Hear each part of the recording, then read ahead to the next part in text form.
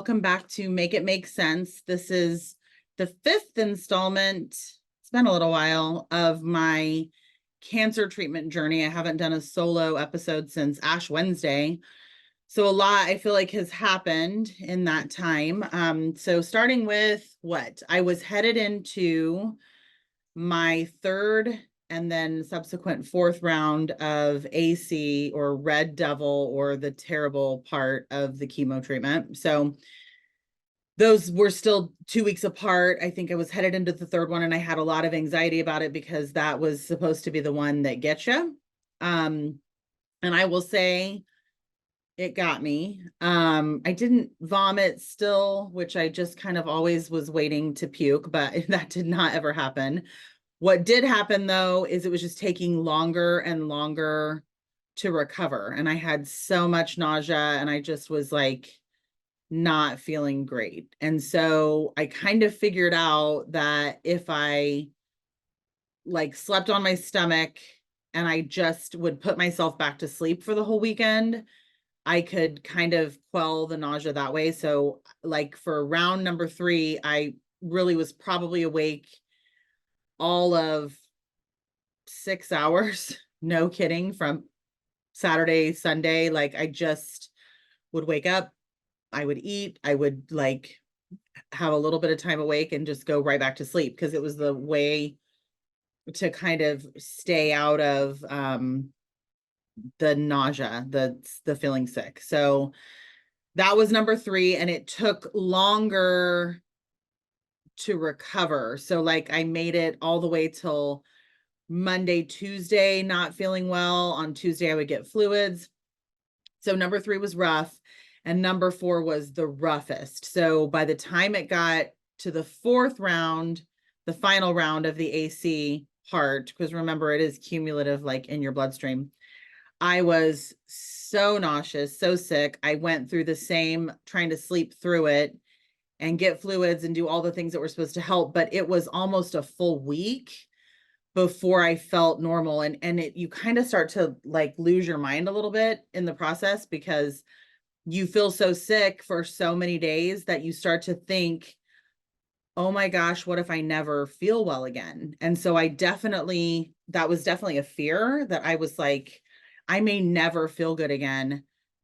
This could be my new existence. And it was absolutely miserable. So round 3 and round 4 were really challenging. I stopped like walking and activity and it was just rough. And I just would have like this crazy amount of time out of work and just kind of existing, but just barely. So that was round 3 and 4. Then I had the 2-week break after 4 and headed into the Taxol part of my treatment. So this is 12 consecutive weeks of Taxol. Now, Taxol is so far a breeze compared to the AC part. So like I don't have to take nausea medication anymore. I did have the second treatment. I was super sick, but I felt like it was maybe I was sick and not that I was sick from the chemo. But like I have no way of knowing, but I just, for some reason, I kept thinking this one was going to be easier. And so I didn't feel like it was probably the Taxol that was making me sick. I was just sick. And so I suffered the second one. And then the third one was fine again. So I'm actually now 3 Taxol. I've had 4. I'm on like, I don't know. I don't even know anymore. I think I've done 9 of 16. So I have 7 left. I'm pretty sure. So I'm a few weeks into Taxol and it's really kind of a breeze comparatively. And the crazy thing is that in the first 4 treatments where they're spaced every other week, you need the week because you need the break because it's like it's tough. But now that I'm on weekly ones, and I actually feel like I'm moving towards something, like I feel like the needle is moving. So mentally, it's so much better for me to do the whole like every week. I actually really kind of prefer it. So I am, several treatments in, and it's every Thursday. It's a shorter treatment. So I'm there for like an hour and a half, 2 hours max. They give you like Benadryl, they give you steroids. So steroids are the bane of my existence. So it's crazy. You think you're going to go into chemo and you're going to have this like forced diet and you're going to lose weight and it's exciting, and it's quite the opposite. They give me so many steroids that I'm gaining weight, which is not fun. Like my face is fuller. It sucks to gain weight, but the steroids, I guess, help tremendously with the nausea. So it's definitely a trade-off, but they give me these steroids that have made me like kind of lose my mind separately. So you don't take the nausea medication, but they give you steroids to take the night before, steroids again the morning of, the same steroid, and then the first thing they put into your IV is more steroids. So I had really challenging first couple treatments with Taxol because the steroids kept me awake. So both of the first two treatments, I was awake all night. I had like 2 hours of sleep each time. So I am the meanest person on the planet on Friday with no sleep. I talk a million miles a minute because I'm on this steroid, and it's just kind of terrible. So I communicated that to the doctor, and he cut the steroid in half. So this last time I only took half the dose that I was taking in the morning and the evening, and it helped. I did sleep a little bit more last night. I did not sleep like I'm a freaking black belt in sleeping. So I did not sleep like I normally would, but I did get more rest. I'm not as exhausted today. But it's like I feel like I'm running towards something now. Like I can actually see a finish line, where when it was every 2 weeks, it was just kind of a lot. So that is the chemo story. Cold capping. So I was going through it, like trying to decide if I should keep going with the cold capping. Honestly, chemo's miserable for sure, but cold capping was making it the worst experience of my life. I was having these like weird associations where the cold capping was so miserable and it was like it would take up the whole day to have chemo and cold cap for 8 hours. So like it would actually ruin the entire day. And again, I only did it 4 times, but I was having these weird like associations where like when you're going through something, I think really challenging, I'm sure this is true for any challenging experience, when you're going through it, you start to make these associations. So like if I thought about cold capping, like if I just had the thought about what the experience was like, I would start to feel nauseous. So like it was such a connection in my brain that I would actually kind of make myself sick just by thinking about the experience. I even after, this is strange, but like after I made the decision to stop cold capping, I had my dog's food delivered from like the farmer's dog, that cold food that, that bougie dog food that I feed my dogs, and lots of people do. And the food comes like on ice, and they're frozen packs.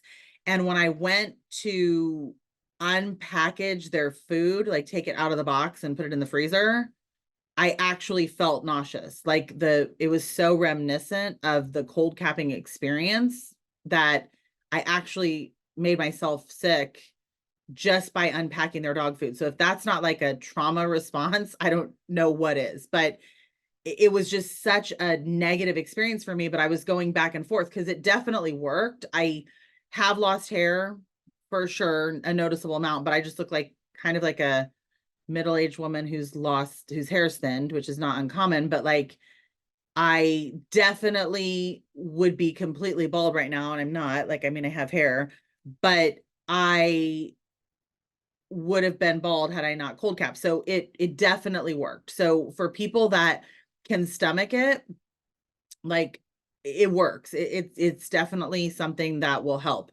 But when I started thinking about doing it every week for 12 weeks, it just made me kind of ill. And again, I was back and forth because it was working, and I don't want to look sick because I don't want people to treat me like I'm sick, because I don't feel like I am sick. I feel like I'm cancer free, but I'm dealing with the treatment and I'm trying to be a good patient, but I don't want to be treated differently. So I had, this desire to keep my hair, but it was such an adverse reaction I was having that I just was very conflicted. And then my mother said something to me that really resonated, and it just felt like it was being a message being sent to me to let me off the hook and make the decision for me. She said, Lori, I think that chemo is such a miserable experience anyway. I don't know why you would add anything on that was making it more miserable. And that just said it. It just did it for me. I was like, you're right. I shouldn't do this anymore. It is a miserable experience, and this is making it that much worse. I need to stop. And so I made the decision, and I just did it right away. And I was kind of at a billing cycle with the company anyway. So it did give me a little added incentive to like make the decision and ship it all back. So I did. And it's weird because as much as I had anxiety about losing my hair, for me, psychologically, when it was going to happen to me with chemo and I had no say in it, that was really upsetting. To think about losing my hair and it happening to me was so upsetting. But once I stopped cold capping, so I was making the decision to let my hair go, it felt a little more freeing. It didn't feel quite so upsetting.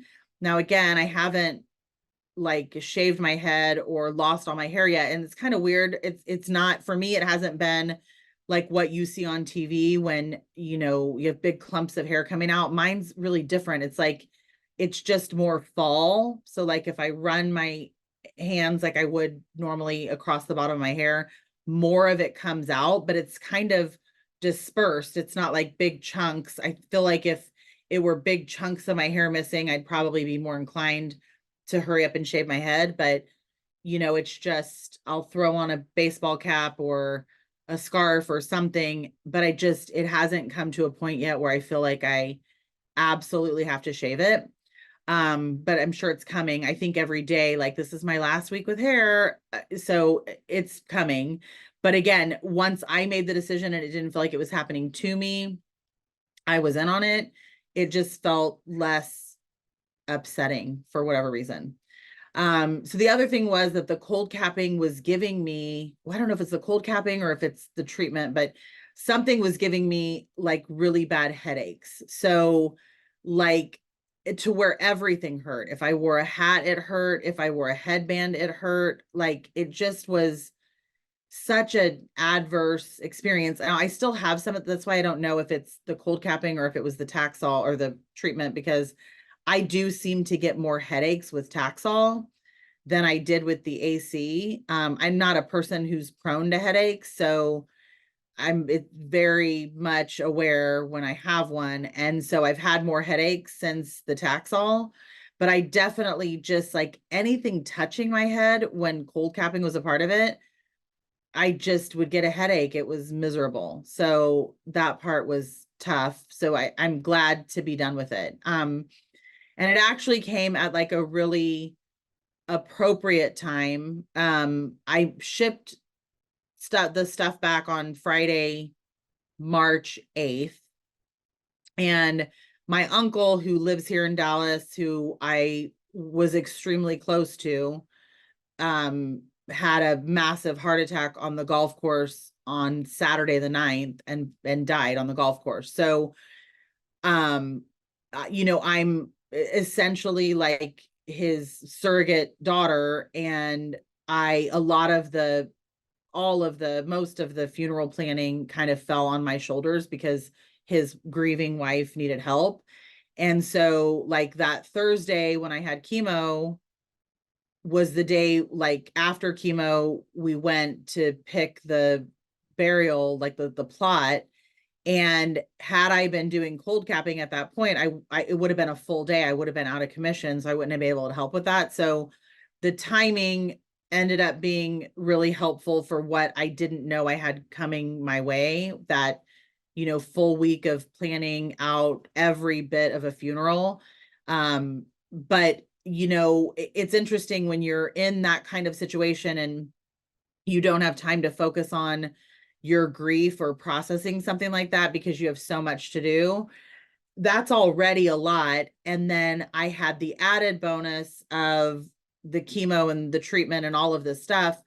So, but my adrenaline was pumping so much and there was so much to do that I never really stopped to realize how tired I was. And it really wasn't until the full like week and a half later when the funeral was over that I realized like I kind of hit a wall and I realized like I was so completely exhausted from the experience. I mean, that's a lot to do to your body. And my dad and my brother who were staying with me while this, in between time between his death and the funeral, they kept saying like, go rest and you need to take care of yourself. And they were really cognizant of it. So I don't know if it was like showing on my face, but I just wouldn't allow myself to even feel any of it because I had so much to do.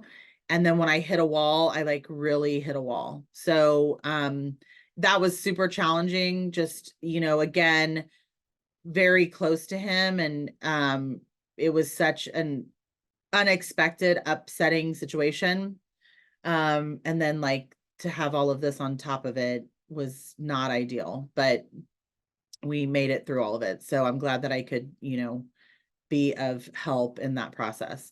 What else? The other things that are crazy, like I feel like my, my mom had shared with me that like you can have like teeth problems and eye problems. And just because, I mean, essentially you've got poison being pumped into your body. And so, you don't realize or think about all the other parts. Like, yeah, it's probably killing cancer if there is any, but it's also probably affecting the healthy parts of you too. So I definitely feel like, I mean, I cannot survive now in any situation. I have readers with me all the time. I don't write the second, which is kind of strange, but I can't look at my phone without readers. Like this has definitely accelerated my need for readers. I had LASIK years ago, so I can see far away well, but close up, I definitely feel like this has accelerated the deterioration of my eyesight and my need for readers.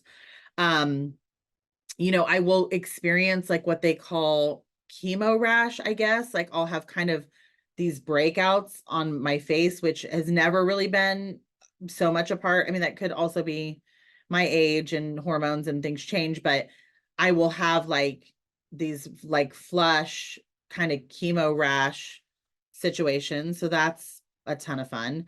I think probably the biggest upset in all of this has been the chemo brain. Like chemo brain is a real thing.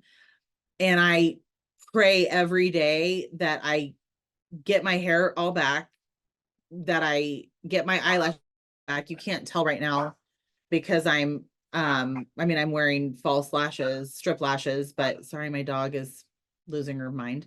I'm wearing strip lashes because my eyelashes are almost completely gone. My eyebrows have definitely thinned out. But my eyelashes are mostly gone, which nothing will make you look more kind of alien than not having eyelashes. You don't realize it until it happens. But I pray every day that my eyelashes come back, my hair comes back, but I pray every day really hard that the chemo brain goes away and I get back to a full functioning brain. So for me, the chemo brain has affected me most in my speech. Like, I'm kind of a word warrior. Like, I think that words are kind of my superpower. And I struggle, like, I can't even really describe it. Like, I will absolutely know what I want to articulate, but I cannot find the words to make it happen, which, I'm required to talk for every part of my job. I'm on the phone with clients all day long. We do a lot of content where I'm required to be on camera and speak. And so it's really a challenge for me. Plus, I'm a person who can multitask with the best of them. So there would be times when I would be on the phone with a client where I would be doing my thing there. I could be texting on the phone. I can be looking something up for the transaction, like doing so many different things at once. I can't accomplish those things anymore. Like chemo brain makes me so one thing only. I'm a one trick pony. I can only do one thing at a time. So like the things that cognitively I felt like I was quite adept at have been completely affected by this. So be kind, please, to anyone who's having chemo, because it is a real thing. And for me, it's been the hardest part of all of this, to not be able to like articulate myself as I would is really upsetting for me, because I'm such a verbal individual. So chemo brain, it's real and it's rough. What else? I don't, but like bone pain, they told me to like expect bone pain. I've definitely had some kind of phantom bone pains, but like sometimes I wonder if it's psychosomatic because they keep telling me to like wait for it. I haven't experienced yet, knock on wood, like any mouth sores or things like that, but definitely I never had bone pain before. So I'm very much in tune with like when I get like a random phantom pain, that may be like some of the fallout of the chemo. I have had a little bit of neuropathy in my fingertips, which they told me to be careful of. The fingertips and your toes, that you can have neuropathy as a side effect of the chemo. I have to kind of sit strangely and cut off circulation for it to happen, but it's definitely happened, and it's a really disconcerting kind of feeling. They added on some physical therapy to try to head off the neuropathy and to like fit for some compression garments, because there could be some lymphedema because they removed so many lymph nodes. So they added on some of that. We'll see if it helps. At this point, I don't really have a lot of this stuff, but it's trying to like head it off before it is a problem. So, I think a, a couple things that I figured out along the way, like Tums did help some with the nausea when it was really pretty bad. Plus it's calcium. So like they say that women should take a couple Tums a day anyway. Mint gum was really helpful to me. So I'm not a huge gum chewer, just because I think it looks kind of unprofessional. It sounds kind of unprofessional. So I don't love to have gum in my mouth. I don't chew it well. Like I smack on it and it's not becoming. So I realized though that the mint would kind of settle my stomach. So when I would have these fits of nausea kind of in the middle of the day, if I would chew gum, it would help. So just kind of stumbled upon that one. But it was super helpful. And I haven't been, like I said, a big gum chewer for a really long time. What else? There were things that, so I'm constantly battling with trying to figure out and marry Eastern and Western medicine. I think that's probably the best approach, is a little bit of both. The doctors, at least in my experience, the oncologist, they don't want to talk about it at all. If it wasn't in a textbook, they don't want to hear about any kind of Eastern anything. Like they want to talk medicine and Western medicine only. They are not trying to give you any sort of false hope with any alternative medicine out there. So I am still employing the Reiki healer. Like I see her once a month, and that has been a great experience. Like, I mean, I believe that it's helpful. I think it's helping to recharge my battery and get me through something that's really challenging, that I'm putting my body through a lot. So I'm really grateful to her. She always comes with, different things that I should look into. And one of them was the Budwig diet, which essentially, if I understand it correctly, it's basically cottage cheese, like the full fat cottage cheese, and flaxseed oil, and you basically combine it until it's no longer separate at all. It's like one mixture, one compound, and it's your base for kind of everything. Like you can eat it with like it doesn't taste great. So, and I love cottage cheese, but the flaxseed oil does not taste that great. So I like it best with fruit. It helps just to choke it down. But the idea, I guess, of this Budwig thing, and I could be wrong, but I'm pretty sure the person who came up with this won like a Nobel Prize or something for it. But essentially, you use it as your base and you eat it several times a day. And yes, the chemo is doing what it's supposed to. It's killing wonky cancer cells if there are any, but it's also damaging your good cells in the process. And so your body's kind of not absorbing anything that you're putting into it. So like they almost tell you to eat whatever you can keep down, because like you're just in such a state of like distress internally that it's like none of it's really doing much for you anyway. So you eat this Budwig base, this diet, this cottage cheese flaxseed oil thing, and it somehow like protects your good cells or coats your good cells and allows them to absorb good nutrients and like your body to heal. And I could really be butchering this, so like Google it. And this is what her explanation, what I took away from it. So I did factor some of that in, but I asked the oncologist about it because I really am trying to be a good patient. I want to only do this once. So I asked him about it and he had nothing to say, positive or negative. He just, if it's not in a textbook and wasn't taught to him for oncology, he's just not entertaining it. Like he needs to have lots of case studies and things to support anything that he's going to endorse. So at one point I was told that carrots are like a really big deal. They're really good for you if you're going through cancer treatment. So I decided to juice like 10 big carrots a day and drink it. And I said that to the oncologist and he looked at me like I had 3 heads. He wasn't a fan. I can't believe that a doctor would not be into someone increasing their carrot intake or any kind of fruits or vegetables. But he was like not having it. Like he really didn't seem that pleased that I was doing it.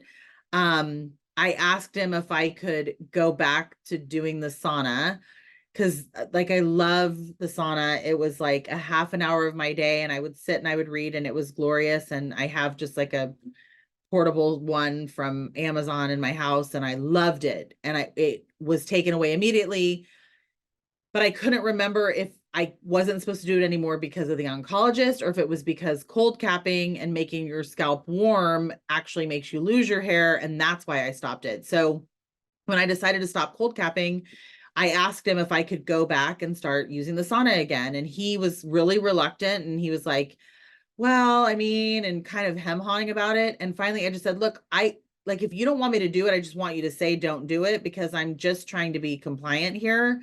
And he's like, I would prefer that you not do it. Like it can dehydrate you and that will worsen everything. And it will make you like more, I don't know, sick or susceptible, or like dehydrated will make you like nauseous. I don't know what it was, but he said, don't do it. So I haven't done it, but I really miss the sauna a lot. But the point is, like, if it was not in a textbook, he's just not, he doesn't want to hear about it. So he didn't care about the Budwig diet. He doesn't really want me to do anything. Like I had to stop all supplements, the sauna, the Budwig thing. I mean, he didn't tell me not to do it, but he didn't really care either way. Wasn't thrilled about the carrots. Like he really just wants his treatment, nothing else. And I do understand on some level where he wants to, if there's going to be a side effect or a problem, he wants to be able to identify that it was the chemo and not these other things that you're doing. So that part of it I get, but I just never thought the day would ever come when I would tell a doctor I was like consistently juicing carrots and that would be a no-no. But that has been the experience with the oncologist. So it's so interesting to me. So I've got these 2 worlds that are at war, the Reiki healer and like all of this kind of holistic stuff like olive oil and just things that olive oil with cayenne pepper and lemon, and then I make these homemade ginger shots and just like some more like kind of holistic or homeopathic kind of things. But I don't like it's frowned upon. It's not popular. They just want to do the chemo part of it. So it's just interesting. It's a war of 2 different worlds. So Another thing that has been kind of interesting, like, people say lots of encouraging things, and I'm so grateful for like the positivity and people saying that they're praying. And I truly believe, I think, when someone comes out unsolicited and just tells you like, hey, I'm thinking about you and I'm praying for you, I believe that they're doing that. I think there is power in that. Like, who doesn't want more prayers going up about keeping you around and making your time with it, easier. So I'm very grateful for that. But people are always saying to me like, and you hear it all the time, like, you're doing such a good job, you're fighting so hard. And I've always thought it was kind of interesting. And I feel like even in this experience, that's kind of an interesting sentiment, because I don't feel like I'm fighting at all. Like, I think I show up and I do what they tell me to do, and I let them, give me this treatment, and I'm compliant. But I don't really feel like there's a lot of fight. You just like show up and they do what they're going to do, and you try to make it through it. So I've never really understood that. I mean, I feel like things are just kind of happening to me, and I'm just kind of at the mercy of, what's coming my way. But I never really feel like I'm putting up a fight. But it is a really common thing that people say, is like, you're doing a good job, you're fighting so hard. And you'll hear people, they'll say like, she's been battling with this for this many years and she put up a good fight. It doesn't feel that way to me. And I'm not trying to have like a bad attitude about it. I mean, I am compliant, but I don't know that there's a lot of fight to have. Like, I'm just kind of along for the ride, and I'm trying to do what I'm supposed to do, because I ultimately want to make sure that this is the only time that it happens and I never do this again. But, that's just one of those things that people say to you. And being on this side of it, I don't feel like I have much fight. I feel like I just do what I'm told to do. But I guess some people view that as putting up the good fight. I'm not really sure. So like I said, I've now had 9 of 16 of the chemo treatments. So I've got 7 left. So 7 more weeks. So that means that my last infusion is set for May, I think it's May 30th. It's like barring any issues. And so that has been the other thing that I'm really kind of cognizant of. My white blood cell counts have been amazing all throughout. So I haven't had any issues. In fact, I don't really have to wear masks anymore. Like, I don't have to be quite as careful. I've responded really well in that way. I have had some elevated liver enzymes. So if you think about the liver as being like your filtration system for your body, when you are having something like chemotherapy, your body's working overtime to get this essential poison out of your body. So your liver's working overtime. So they would expect to see your liver enzymes increase, because your liver's in a bit of distress. It's working really hard to get all of this, flush it out of your body. Well, my fear is always like, if any of these things goes like off the Richter scale, or like is really out of whack, they'll postpone your treatment. Like, they will make you sit out a week. And I am not interested in sitting out a week. Like, we've started, I want to zoom through and I want to finish. Plus, my big reward, this will all wrap up, knock on wood, everything going according to plan. I should be finished with chemo May 30th. I'll have to sit out for 3 weeks or a month before radiation starts. And then I believe the plan is for 4 weeks of 5 times a week. So Monday through Friday for 4 weeks straight. It's like a 30-minute radiation session. So it's pretty quick, but you're there every day doing it. And at one point, like, for part of it, it's like kind of a regional thing. Like, they'll do the whole left side of my body, and then, or upper chest or whatever. And then the second part is localized. So it will really just be like the 2 spots on the breast where they removed cancer. So if I end on May 30th, so the beginning of June, and I have to sit out until the 3rd week of June, that means that I'm really kind of finishing up right about the 3rd week or end of July. My birthday is July 29th. And so I've always had in my mind that I didn't want to start another year with any of this going on. So it's very important to me to not start another year this way. And so I want to be free and clear by my birthday. The other thing is that as my treat, or what I'm looking forward to and always have been, is I knew I wanted to take the kids somewhere for like a celebration post treatment vacation. Well, the good thing is when it's your birthday and it's a post cancer thing, you have a lot of pull with the people in your life that you're close to. And so we've now like turned this into this gigantic trip where we rented a beautiful house in Destin, and we're going to kind of create this huge family vacation with like my dad and my brother, my kids, myself, my mother-in-law, my ex-husband.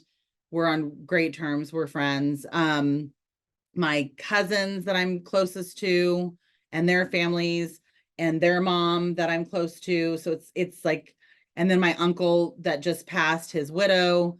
So there are like 21 of us going on this trip. And so there's a lot kind of riding on this timeline staying intact. So when all this to say, when my liver enzymes are showing high, like I get really worried because I don't want them to shut it down, because even shutting me down for a week could like cause problems and drag this thing out. And I'm not trying to do any of that. Like as it is, I asked if I could stop chemo and immediately start radiation. And he said like, absolutely not, that the best he could do was like a 3-week break and then start radiation. So there's just kind of a lot riding on this timeline. And we go on the trip for the birthday, and I don't want, it's my brother's birthday too. So I'm so glad that he'll be there so we can celebrate together.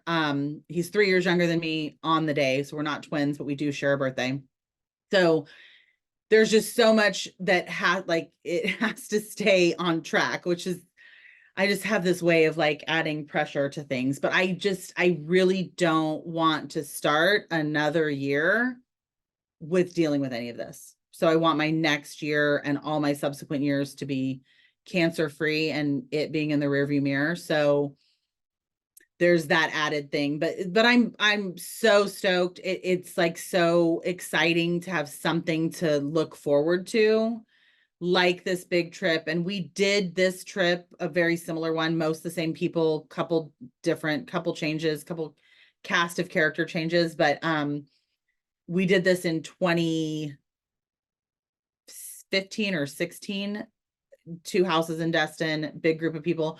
So I'm really trying to kind of recreate. That was one of the best trips that we've ever had. And so I'm really wildly excited. And this time my brother and my dad will be there. So I'm super excited, and I just don't want anything to come in the way of that. So, we're on this journey. I'm charging forward. Where the liver enzymes came high, they expect them to be somewhat high. They came back down this last time, so they're on the decline. So that's a good thing. Things seem to be going well. Cutting the steroids in half helped. I mean, the steroids had me for such a loop. Like I felt like my heart was going to pound out of my chest. I think my heart rate was at like 174. Like these steroids like really are totally throw me for a freaking loop. So cutting them in half seemed to help. I'm super grateful for that. 7 more to go. I finally can see a finish line. So I feel like, I've hit a stride, and, it's going as well as it can. I'm grateful that I'm not sick with this second go round. I'm in a constant state of dealing with chasing down insurance companies. Like, what is the irony in that? Like I have to spend at least half a day, if not a full day, once a week, following up and getting them records. And that's a rough thing. Like, it would probably be nice to be married and have a partner in this for that reason. But I'm glad to be well enough to be able to do that. And I'm a little more adept because of the line of work that I'm in to deal with that. So that part's kind of challenging, but I'm grateful to have coverage and for it to be covering all of this very expensive treatment. I feel like I have different insights to even share with clients just because I have a different vantage point now. But lots of blessings and still trying to hold tight to the lessons I'm supposed to learn. I feel like I was a little bit unfiltered. I think most would say I was pretty outspoken before. The chemo has wiped out any filter if there was one. I really, really am trying very hard not to hold on to things or carry upset and other people's stuff with me. So I'm very quick to like speak my truth. And like I said, if I had a filter before, I say what's on my mind more than I ever even have, which was a lot before, but I just won't carry extra stress or burden because that's fully, I believe, how I got here. So that part has changed, but I feel good about it. Like I feel like I will say what I need to say to people, or if the situation isn't suiting me, I'll speak about it and give it away. And so they will either take it and change the behavior and we'll get past it, or they won't and they'll decide they don't want to be in my life. And like either way, I'm okay. Like either way, it's good because I won't carry any of that extra stuff around. So I'm really proud of myself for that. Um, because I think that's how I got here. I also am looking to add on some therapy just because I think there probably is like unresolved trauma, like what I was describing with the whole cold capping thing. Like, I think there are experiences that I want to deal with. If there's trauma, get it over with now instead of carrying it forward. Because again, when I come out of this, I want to be like clean and do things to make sure that I'm never going to have this happen again.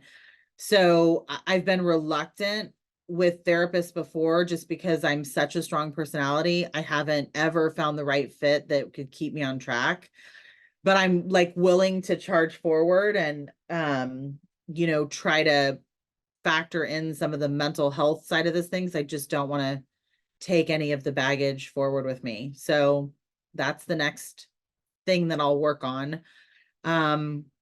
But I feel really hopeful and really positive. I feel good. I'm starting to add activity back in, and the Taxol really is by far so much better than the AC part of the chemo. So I'm grateful for that. I feel like I'm kind of coming back around, getting back into work and excited to do things there. I like to work. So that's healthy for me. That's good for me. I did start to realize that I was kind of home too much when I was really not feeling great. And I kind of felt like I was cracking up a little bit. So I'm trying to spend some more one-on-one time with friends and get out and be out in the world, because I was getting just like, when you shower, you feel better. When you put makeup on, you feel better. You feel more alive. Like I just needed to do things and see people and like kind of have some normalcy again. So I'm trying to do some of that, and that's been fun to add those things back in and to feel well enough to do it. So like all positive things. And I really feel excited that I can see the finish line. So that is the story. I feel like lots has happened, but again, I had such a long break because I kind of took a break from everything. I wasn't recording any of the podcast. I was just doing what I had to get by at work. I just really didn't feel well. So I'm grateful to be out of that, and I can see the light at the end of the tunnel. So, that is my story. That's what I have to share. So, I know a couple other people that are going through this. I'm going to have on the podcast a girlfriend who went through her breast cancer journey a couple years back. So I'm a couple years behind her, and we're going to talk through that. But hopefully this is helpful to someone. And one-on-one, if someone needs to talk about it or needs some help, like, let's do it. I can share, and I'm happy to share any of my experience. It might be similar, it might be different, but sometimes it's just nice to have a buddy that can go through it with you. So please let me know if there's someone out there who needs to talk about it. But otherwise, I'm move on to number 10 of 16 next week, and May 30th is the end of chemo. I can't wait. And then radiation, and then party time, birthday, and vacation. So I'm excited. So thanks for catching up. Thanks for listening.